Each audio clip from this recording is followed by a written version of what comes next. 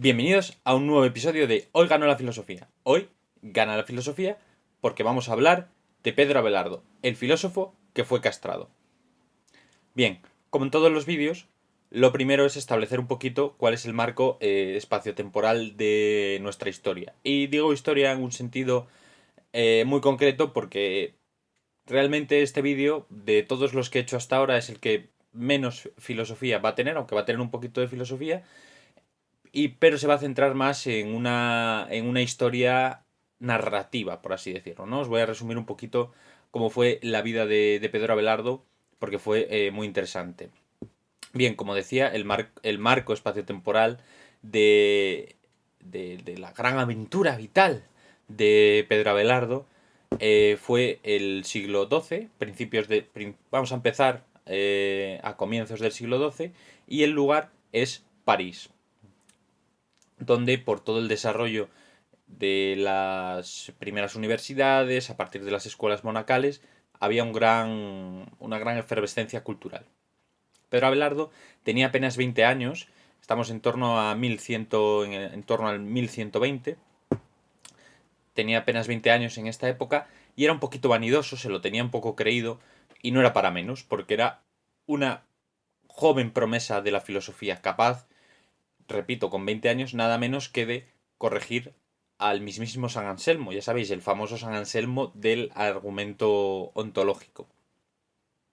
Pero no era solo vanidoso en temas racionales o filosóficos, sino que también se lo creía muy creído en otras cuestiones. Él decía, por ejemplo, que debido a su belleza y a su inteligencia, no había mujer capaz de resistirse a sus encantos.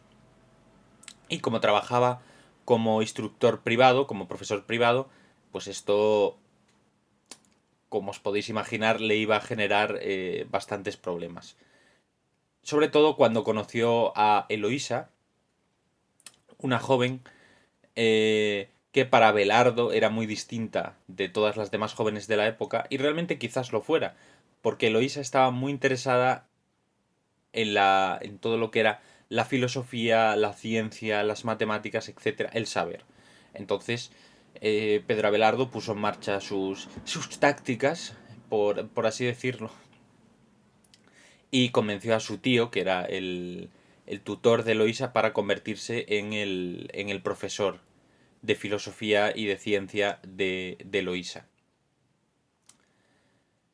Como también os podréis imaginar, Pedro Abelardo acabó enseñándole otras cosas a Eloísa que no fueron precisamente filosofía y matemáticas. Pero Eloísa también estaba encantada, porque ellos realmente, digamos que sentían una atracción mutua que poco a poco fue evolucionando, ya veremos por qué, hacia el amor.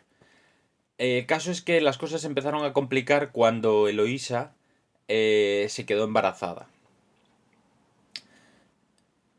Lo cual fue la comidilla del París de la época, no tanto porque ella se hubiera quedado embarazada fuera del matrimonio, cosa que obviamente también era bastante polémico en el siglo XII, sino porque era muy polémico que un profesor de universidad se le viera involucrado en cuestiones que no tenían que ver con la razón o con la filosofía, como podían ser pues los placeres carnales. Entonces, para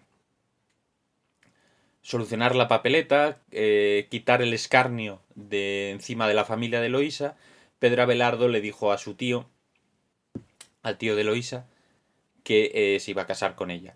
Pero claro, Pedro Abelardo era un triquiñuelas.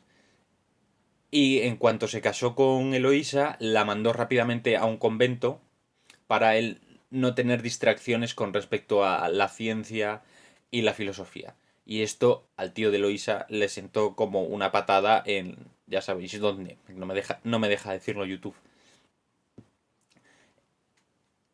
Y muy malhumorado, o sea, le sentó fatal, realmente mal, decidió darle una lección a Abelardo. Y entonces contrató a unos sicarios para que se introdujeran en su casa por la noche y le cortaran las partes masculinas, ya sabéis, cosa que efectivamente hicieron. Y Abelardo, muy orgulloso él, como siempre había sido, dijo que más que la herida, lo que le había dolido había sido el orgullo de perder su esencia de hombre. Los responsables de esta castración, no tengo muy claro si el tío de Eloísa también o no, porque no sé si... Porque la parte donde o sea, el sitio donde me he documentado sobre esto pone los responsables de la castración, pero no sé si dentro del concepto universal de los responsables eh, entra el tío de Eloísa, pero el caso es que los responsables de la castración fueron ejecutados y torturados, les sacaron los ojos en la plaza pública, bueno, pues cositas de la época, ¿no? Pasaron cositas. Y Abelardo decidió retirarse a un monasterio después de toda la vergüenza pública que había sido todo esto. Y allí, pues no tardó en meterse en nuevas movies, en nuevos problemas, en nuevas discusiones que le obligaron a apartarse todavía más del género humano, de la sociedad, hasta acabar prácticamente solo, apartado, en un sitio que él llamó el Paracleto. Sin embargo, este periodo de soledad, de apartarse de la sociedad, no duró mucho porque Abelardo, más allá de la vanidad, del orgullo y demás, era un pensador de primera categoría, era absolutamente excelente. Es decir, podía justificar su vanidad y su ego con su brillantez intelectual. Y esto los, los discípulos, los jóvenes filósofos de la época lo sabían y entonces empezaron a buscarle. Y lo encontraron en el Paracleto. Y estos jóvenes filósofos, estos jóvenes discípulos se instalaron allí con él. Y allí fue donde Pedro Abelardo expuso algunas de las cuestiones más relevantes, no solo de su época, sino prácticamente de toda la filosofía occidental a partir de él. Es decir, con su pensamiento marcó mucho, por no decir todo, el pensamiento occidental. Sobre todo lo más importante fue su respuesta al problema de los universales. En el problema de los universales tenemos que entender que había dos facciones. Estaban los realistas y los nominalistas. Los realistas decían que los universales, es decir, los conceptos generales como humanidad o reino animal, conceptos generales para entendernos, estos realistas decían que existían estos conceptos generales, estos universales, más allá de la existencia de entes individuales. Hay varias corrientes en el realismo, pero para que nos entendamos sí es como que todo es un poco como el reino de las ideas de Platón, ¿no? Las ideas, los conceptos generales existen aparte de la existencia concreta. Y por otro lado estaban los nominalistas, que venían a decir justo lo contrario, que los universales no existían, que eran simplemente etiquetas que nosotros, los humanos, ponemos a las cosas para agruparlas y tener un acceso más sencillo al conocimiento. Todo este proceso lo hacemos de manera más o menos inconsciente. Bien, estas son las dos escuelas, ¿no? Realistas y nominalistas. La respuesta que va a dar Pedro Abelardo a esta polémica de los universales, que fue muy importante en esta época, otros grandes filósofos como Santo Tomás también se ocuparían de ello.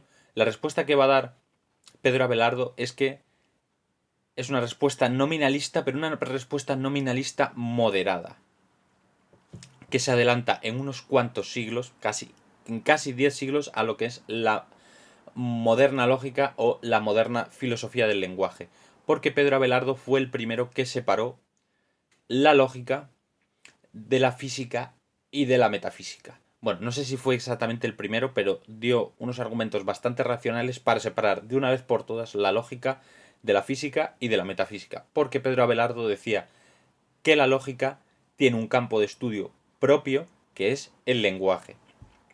Y en base a esta separación, Pedro Abelardo respondió al problema de los universales, diciendo que no existen los universales, sino que los individuos son sujetos de la predicación y que los universales son predicados que se refieren a un conjunto de individuos que tienen unas características particulares y que nosotros asociamos esos individuos particulares con ese universal a través de una imagen mental. El tema de la imagen mental es algo absolutamente moderno para la época de Abelardo, claro. No se llegaría a desarrollar estas ideas acerca de la imagen mental hasta prácticamente el siglo XIX. Es decir, si estamos en el XII, Pedro Abelardo se adelantó en 7 siglos a la filosofía del lenguaje. Ese era el nivel de su brillantez. Y además de esto, también era absolutamente brillante en otros campos de la filosofía, como por ejemplo en la ética, donde dejó de lado las explicaciones que tenían que ver con el pecado original, con la corrupción del cuerpo, bla, bla, bla, y habló por primera vez de intencionalidad para explicar el mal en la conducta. Y otra cuestión en la que también fue absolutamente novedoso es que fue uno de los primeros pensadores medievales que propuso un método científico de validación universal basado en la duda sistemática. Si esto os recuerda a Descartes, no os preocupéis, no estáis locos. Es simplemente otra prueba más de la brillantez de este enorme filósofo que fue Pedro Abelardo. Bien, después de todos los... no sé cómo decirlo, toda la peripecia de su vida, después de sus amoríos con Eloísa, ya sabéis, y su retiro del mundo, Pedro Abelardo había vuelto de nuevo a la vida, ¿no? En ese Paracleto, en ese lugar donde había formado una comunidad de discípulos que se parecía mucho a las comunidades de filósofos que había en la antigua Grecia. Y en este momento es cuando se entera que Eloísa ha sido expulsada por las bravas, o por las malas, de mala manera, del convento donde estaba. Y entonces Pedro Abelardo le dice a Eloísa que se venga a vivir con él al Paracleto. Porque no por nada ellos dos seguían siendo marido y mujer. Y entonces allí, digamos que entre los dos se desarrolla una relación que tiene mucho más que ver con lo platónico, con un amor maduro, tiene mucho más que ver con eso que con los amores locos o pasionales de la juventud. Y de este amor platónico maduro surgen las famosas cartas la famosa correspondencia entre Pedro Abelardo y Eloísa, el epistolarium, que se haría muy muy famoso posteriormente. Pero Pedro Abelardo, a pesar de haber alcanzado una cierta madurez personal, no dejaba de ser el mismo y seguía metiéndose en muchas polémicas. La más famosa de ellas, la más importante, fue fue el rifirrafe que tuvo con Bernardo de Claraval. Bernardo de Claraval, perdón, era uno de los filósofos más importantes del siglo XII y aparte era muy celoso y muy rencoroso. Y acusaba a Pedro Abelardo, que era el único que podía hacerle sombra, lo acusaba de herejía, hasta el punto de pedir a los padres de la Iglesia... Perdón, a los padres de la Iglesia no, eso es un término todavía del Imperio Romano, digamos, a los jefazos de la Iglesia que silenciaran a Pedro Abelardo. Y Pedro Abelardo, antes de que lo silenciaran, ya sabemos cómo, porque además Pedro Abelardo ya sabéis, estaba bastante curtido en temas de venganzas personales, decidió convocar un debate público en la plaza de Sens, donde asistiría todo aquel que fuera mínimamente importante en la Francia del siglo XII, incluso gente que no era importante, campesinos y demás, acudirían como público.